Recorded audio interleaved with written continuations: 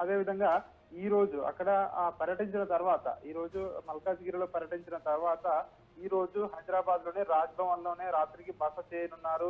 రేపు ఉదయం రెండవ రోజు, రేపు ఉదయం 10:30 నుంచి రాజ్ భవన్ నుంచి బేగంపేట విమానాశ్రయానికి చేరుకుంటారు. అక్కడ నుంచి నాగర్ కర్నూలు లో ఒక భారీ బహిరంగ సభ ఏర్పాటు చేయడం జరిగింది. రేపు మధ్యాహ్నం ఈ 12 గంటలకు ఒక భారీ బహిరంగ సభలో ప్రధానమంత్రి నరేంద్ర మోడీ పాల్గొనబోతోంది. వరుసగా ఈ రోజు రేపు ప్రధానమంత్రి నరేంద్ర మోడీ రాష్ట్ర పర్యటనలో బిజీగా ఉండనున్నారు. మొన్నటి పర్యటనలు చూస్తున్నట్టయితే అభివృద్ధి, వివిధ శంకుస్థాపనలు, అభివృద్ధి పథకాల కోసం రాష్ట్రానికి రావడం జరిగింది, అధికారిక కార్యక్రమాల కోసం రావడం జరిగింది. ఈ రోజు వచ్చే కార్యక్రమాలు ఏవైతే ఉన్నాయో కంప్లీట్ గా ఇవి ఎలక్షన్ల ప్రచారాని కోసం రానున్నారు. ముఖ్యంగా రేపు ఇంకా 1-2 రోజుల్లోనే ఎలక్షన్ షెడ్యూల్ కూడా వచ్చే అవకాశం కూడా ఉండడంతో ఇప్పటికే బీజేపీ తెలంగాణలో 17 సీట్లకు గాను 15 మంది అభ్యర్థులను ఇప్పటికే ప్రకటించింది. ఇంకా 2 స్థానాలు మిగిలి ఉన్నాయి. వాటిని కూడా 1-2 రోజుల్లో ప్రకటిస్తామని చెప్తా ఉన్నారు.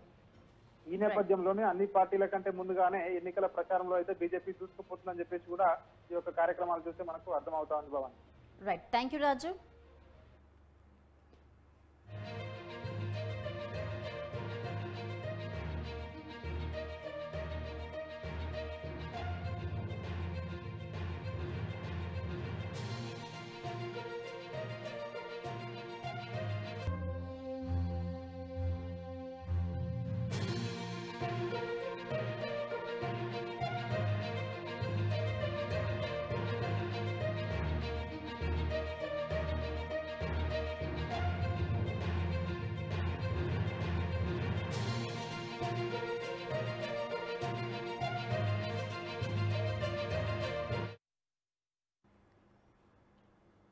తెలంగాణలో ప్రధాని మోదీ 3 రోజుల పర్యటన ఉంటుంది. నేడు హైదరాబాద్ లో ఆయన పర్యటించనున్నారు.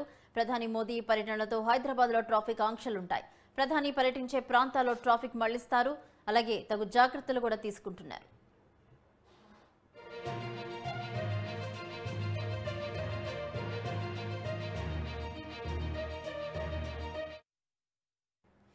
ప్రధాని పర్యటనతో హైదరాబాద్ లో ట్రాఫిక్ ఆంక్షలు విధించారు. ఇదే అంశానికి సంబంధించి మరిన్ని అప్డేట్స్ మా ప్రతినిధి రాజు అందిస్తారు.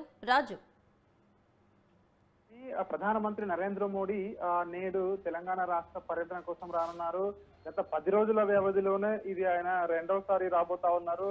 4వ తేదీ 5వ తేదీనే రాష్ట్రంలో పర్యటించిన ప్రధానమంత్రి నరేంద్ర మోడీ ఈ రోజు మళ్ళా 3 రోజుల పర్యటన కోసం రాష్ట్రానికి ఈ రోజు మొదటి రోజు మళ్ళొకసారి తెలంగాణకు రానున్నారు. ముఖ్యంగా ఈ రోజు మల్కాజ్గిరిలో మధ్యాహ్నం ఆయన 4:50 ప్రధానమంత్రి బేగంపేట విమానాశ్రయానికి చేరుకుంటారు.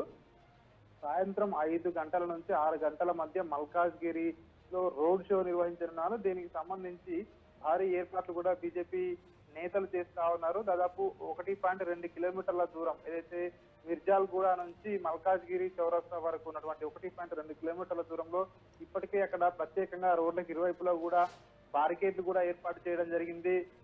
పోలీస్ బందోబస్తు కూడా అక్కడికి ఇప్పటి నుంచే అక్కడ ఏర్పాటు చేయడం జరిగింది.